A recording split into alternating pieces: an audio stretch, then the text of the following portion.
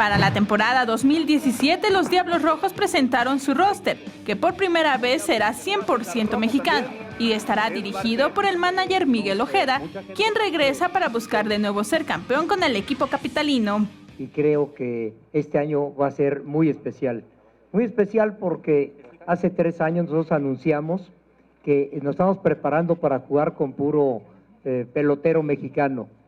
Y lo anunciamos desde el mes de septiembre, que ya lo teníamos listo y así lo vamos a hacer. Estoy muy contento de estar de regreso. Y bueno, no ha cambiado nada de ese Miguel Ojeda del 2014.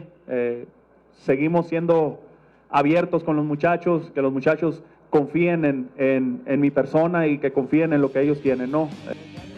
En la presentación se dio a conocer la nueva piel del equipo, así como las gorras, las cuales lucen con el color característico de los Diablos Rojos, el blanco y el rojo, que fueron presentadas por algunos jugadores del equipo.